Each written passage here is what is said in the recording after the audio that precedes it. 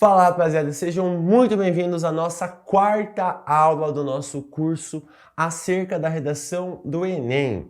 Para quem não me conhece, meu nome é Pedro Matheus, eu sou dono e professor da Argumenta Mais, a primeira escola de redação de Araucária, e nesta aula em específico a gente vai falar um pouquinho sobre o desenvolvimento do Enem.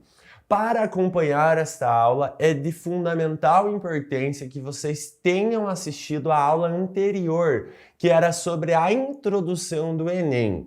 Para quem já assistiu aquela aula ou para quem vai assistir, a gente vai seguir a mesma dinâmica. Então a gente vai procurar entender o que deve ser feito em cada parte do texto a partir de um texto que tirou 960 na redação de 2021. Redação cujo tema era Invisibilidade e Registro Civil, garantia de acesso à cidadania no Brasil. Certo? Vamos lá então. Esse é o mesmo texto, inclusive ele está com as mesmas marcações em relação à aula anterior. Eu fiz essa manutenção, eu mantive aqui justamente para que a gente possa continuar a nossa linha de raciocínio. Como comentado na aula anterior, né, a gente tem dentro do nosso texto 4 parágrafos. O primeiro parágrafo é voltado à introdução da redação do Enem.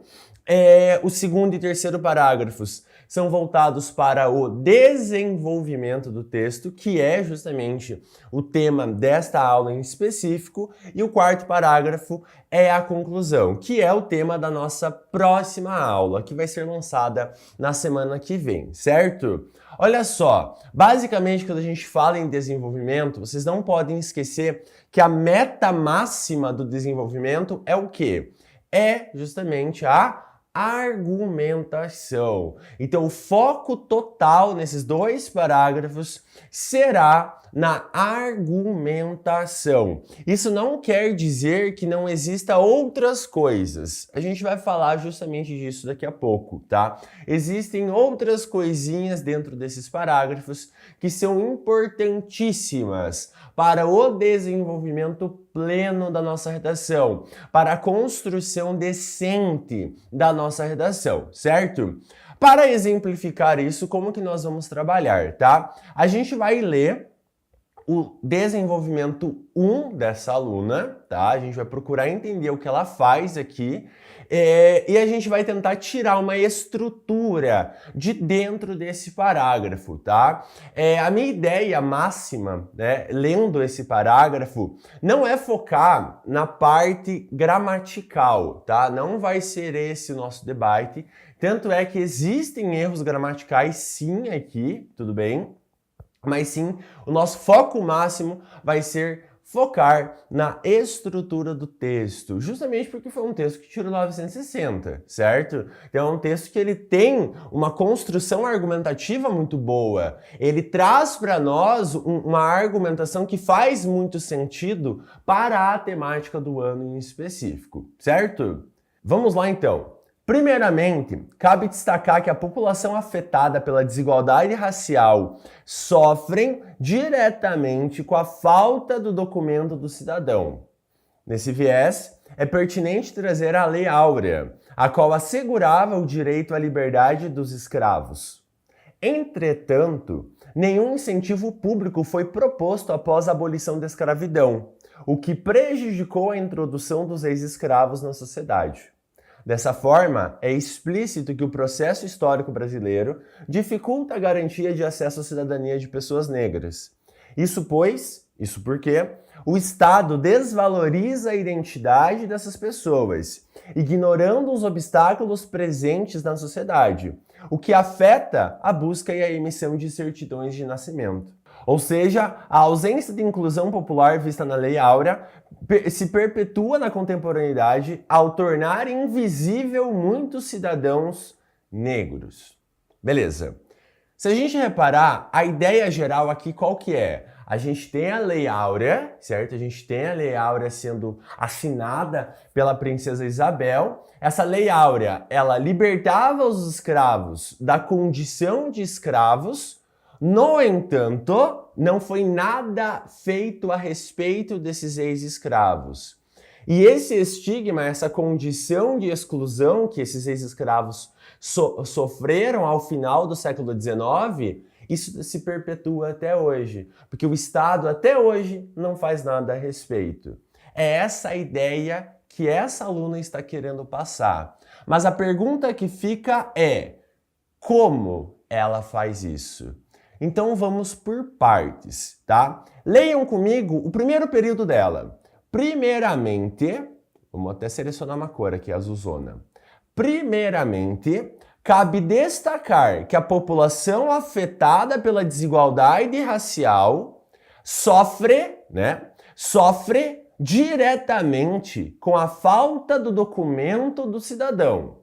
Reparem algo, esse trecho que está em azul aqui, que parece um roxinho, mas enfim, esse trechão aqui, ele está funcionando como um adiantamento. Pedro, como assim? A gente leu o parágrafo inteiro dela, a gente já entendeu que ela vai falar sobre exclusão de populações negras no Brasil, certo? Reparem, cabe destacar que a população afetada pela desigualdade racial, isso daqui, gente, é ela adiantando para nós sobre o que ela vai falar logo depois.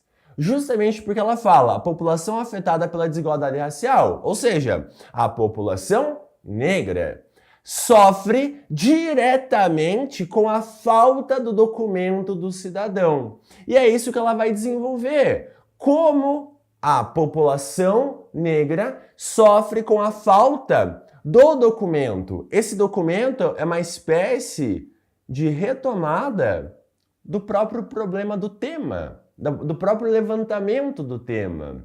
Essa frase de abertura dela, vamos escrever aqui, essa frase de abertura dela tem um outro nome, tá? A gente pode chamar isso aqui também de tópico frasal, que é um momento do texto em que você vai adiantar para mim sobre o que vai ser esse parágrafo. Ou seja, essa frase de abertura, esse tópico frasal, essa oração de abertura, vocês podem chamar do que vocês quiserem, adianta para o corretor. Olha, o meu parágrafo vai ser sobre isso daqui. Eu vou desenvolver acerca disso daqui. E isso é muito legal. Por quê? Porque isso daqui, gente, serve para a gente mostrar organização. Então, esse trecho inicial cabe destacar que a população afetada, ou seja, as vítimas, sofre diretamente com o tema.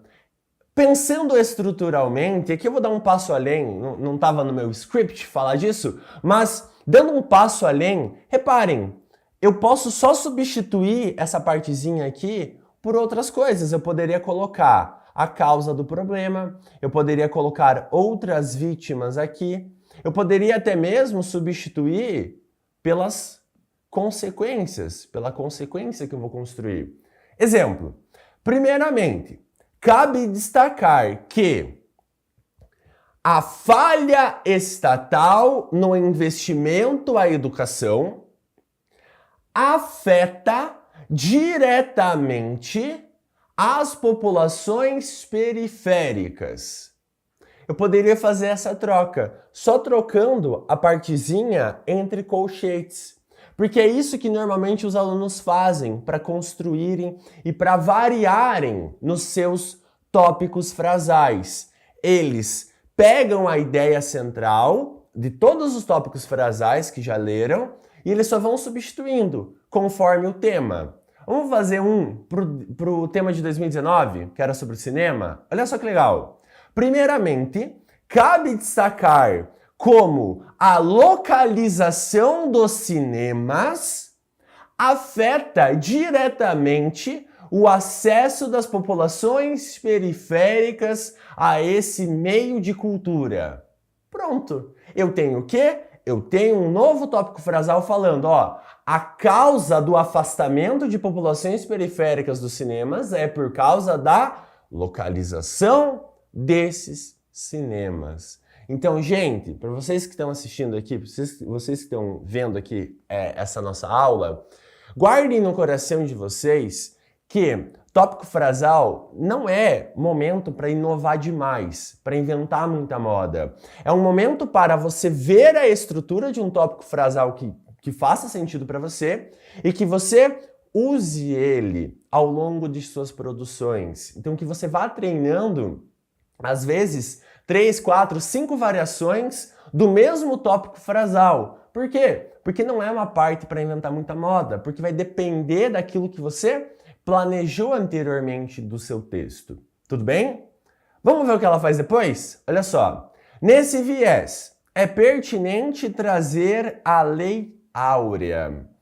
Isso daqui o que é? É o nosso repertório. É a nossa outra área do conhecimento, a qual assegurava, vai explicar, o direito à liberdade dos escravos. Beleza? Entretanto, nenhum incentivo público foi proposto após a abolição da escravidão, o que prejudicou a introdução dos ex-escravos na sociedade. Tudo isso que está em amarelo, gente, é o repertório. Vamos puxar aqui. É o repertório dessa estudante. Pedro, na outra aula você falou sobre repertório brevemente, você falou que qualquer coisa pode ser repertório, mas eu tenho uma dúvida. Por que o repertório dela está dividido em 2 períodos? Bom, eu posso dar a resposta seca, né? Que seria porque ela quis fazer assim, mas a resposta mais evidente aqui, e que eu acho que faz mais sentido, é justamente porque no dia da prova, ou até mesmo em outros contextos, ela percebeu que dividir em 2 períodos permitiria uma melhor explicação da sua própria linha de raciocínio.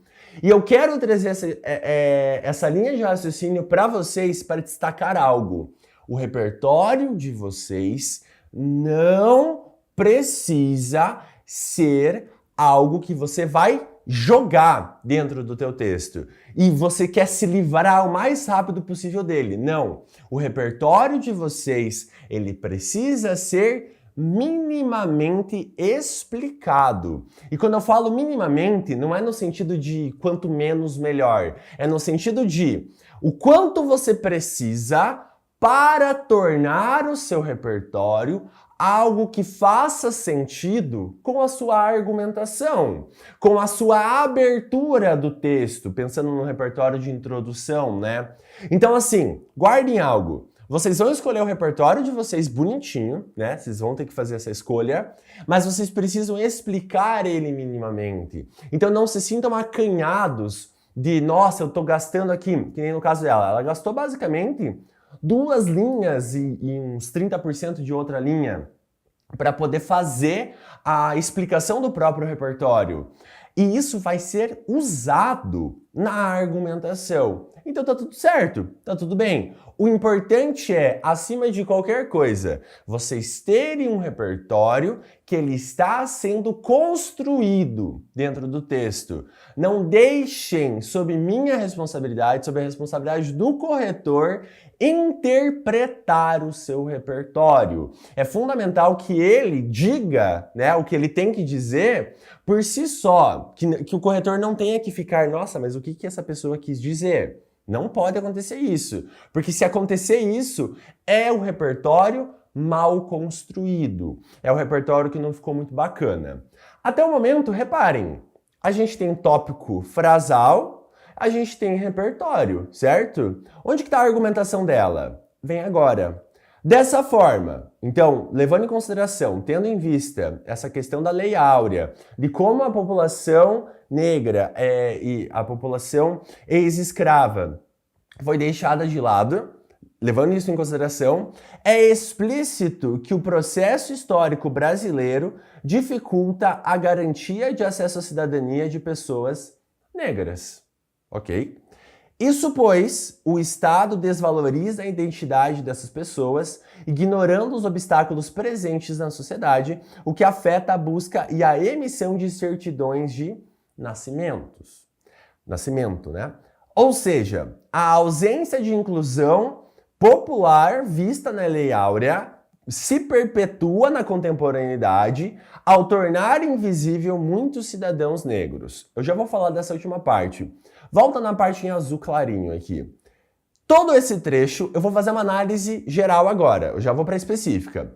Todo esse trecho em azul é o que a gente chama de argumento.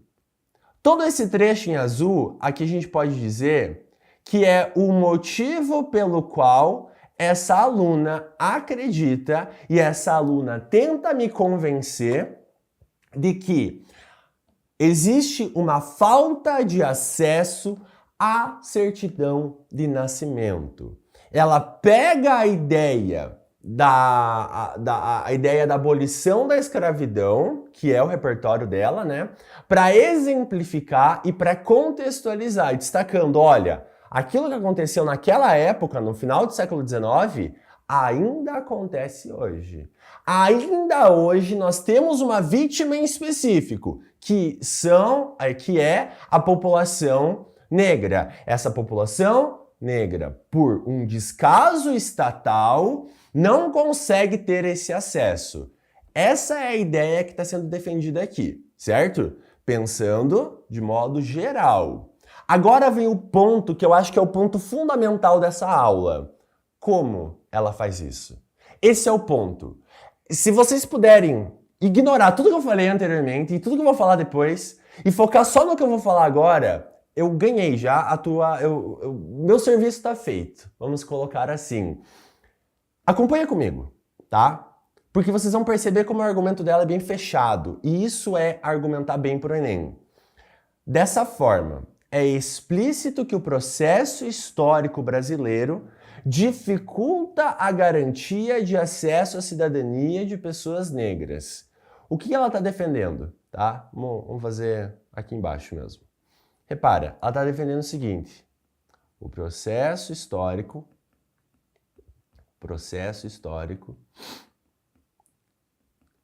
marginaliza a população negra. Esse é o ponto de partida dela, certo? Volta lá.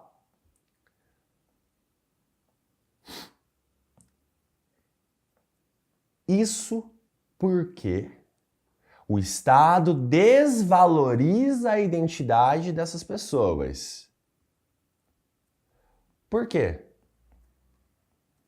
Por que o processo histórico marginaliza? O Estado desvaloriza a população negra. Volta lá. Ignorando os obstáculos presentes na sociedade, o que afeta a busca e a emissão de certidões de nascimento. Qual que é a consequência? Ela está respondendo o seguinte: e daí?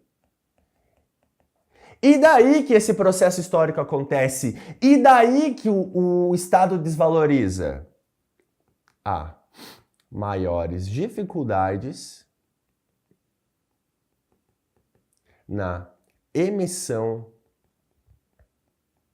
da documentação. Da documentação. Gente, isso daqui que vocês estão olhando nesse exato momento na tela aqui de algum dos dois lados é um planejamento, é meio que uma engenharia reversa que a gente está fazendo. É um planejamento de como trabalhar um argumento. Isso daqui é a aluna fazendo o seguinte: ela tinha uma ideia inicial. Vamos chutar que essa ideia inicial é esse processo histórico aqui. E ela pergunta para esse processo histórico: tá, por que que isso acontece? Ah, isso acontece porque o Estado desvaloriza essa população. E daí que isso acontece? Pô, a população negra, ela tem uma maior dificuldade na emissão da documentação. Pronto. Nós temos a construção nós temos o desenvolvimento, de fato, desenvolvimento do argumento dela. Então, o que eu quero que vocês guardem? São duas perguntas que vocês precisam fazer para pensar um bom argumento. Vocês sempre vão ter um ponto de partida, que aí ele vai depender muito da leitura do texto motivador e daquilo que vocês estão levando para a prova. Exemplo, a falha estatal. Vamos pegar isso. Tá. Ou melhor, tá. Por que que o Estado é falho? Por que você está defendendo a ideia de que o Estado é falho? E você pergunta, tá, e daí que o Estado é falho? Ou seja, eu estou procurando com isso a causa e eu estou procurando com isso a consequência. Essa é uma das melhores formas e uma das formas mais fáceis que a gente tem para brincar com a argumentação do Enem. É responder para mim qual a causa, qual a consequência. Adendo, um adendo aqui importante, tá? Que eu acho legal. Se possível, você pode colocar um exemplo. Dica.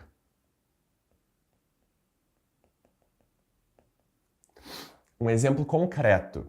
E quando eu falo exemplo concreto, é aquele exemplo fácil para você. É aquele exemplo que você olha e fala, tá, mas todo mundo sabe isso. De boas, pode colocar, não tem problema. Pode sim ser um exemplo do senso comum, digamos assim.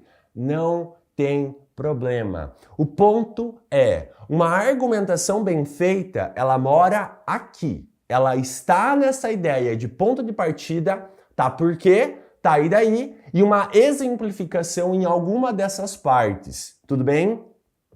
No caso da nossa estudante, vamos voltar aqui, se a gente parar para pensar, ela não tem um exemplo dentro dessa construção, porém, ela tem um repertório histórico, que de certa forma já está funcionando como exemplificação, já está ilustrando muito bem justamente a sua própria linha argumentativa. Então, o que eu quero que você guarde no seu coraçãozinho, querido estudante, querida estudante? A argumentação, o segredo da argumentação não está no quanto você consegue encher de linguiça, mas sim no que você me conta com essa argumentação. Tudo bem? Pedro, e a parte final ali? Que ela faz com ou seja e tal. Então, essa parte final é o que a gente vai chamar, vamos pintar de vermelho aqui, é o que a gente vai chamar de finalização, de fechamento do parágrafo. É o que a gente pode chamar também, né, de conclusão. Vamos anotar aqui do ladinho. É de conclusão do parágrafo.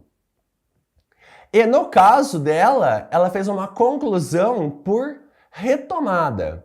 Ela está repetindo o que ela trouxe anteriormente, de outra forma, né? Ou seja, a ausência de inclusão popular vista na Lei Áurea se perpetua na contemporaneidade ao tornar invisível muitos cidadãos negros. Ou seja, aí começa ela a falar assim, ó, lembra aquilo que eu falei há umas 5 linhas atrás? A gente vê isso até hoje, infelizmente. É uma conclusão que retoma a sua própria linha de raciocínio. Existe uma outra conclusão que a galera faz também, que é a conclusão por solução, que é aquela lá, tipo assim, logo entende-se a necessidade de medidas serem tomadas. Meio que essa ideia. Não tem problema, de boas. É uma outra forma de fazer um fechamento. E tá tudo certo, e tá tudo bem. Então percebam, dito tudo isso, a gente pode até conferir um negócio. Lembram que ela prometeu para nós, para quem assistiu a aula de introdução, que ela falaria sobre desigualdade racial? Logo, a desigualdade racial, como efeito de um processo histórico. Ela falou disso no D1 dela? Falou exatamente disso. Então, beleza. Então tá certinho a construção dela. Tudo bem?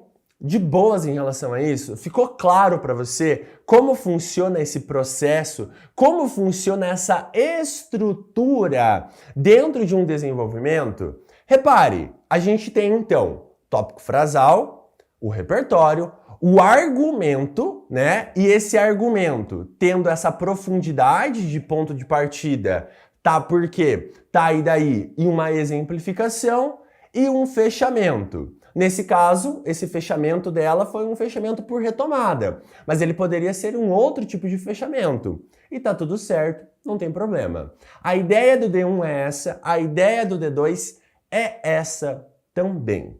Tudo bem? Bom, então era isso para essa aula. Espero que você tenha gostado. Se ficou qualquer dúvida, só mandar aqui embaixo. Vai ser um prazer te responder, ok? Se inscreva no canal da Cultive, só clicar em inscrever-se embaixo aqui de mim. Siga a Cultive nas outras redes sociais, no Instagram, @Cultive, no TikTok, @Cultive. Também siga as nossas redes sociais também, @argumentamais em todas as redes sociais, YouTube, TikTok e Instagram.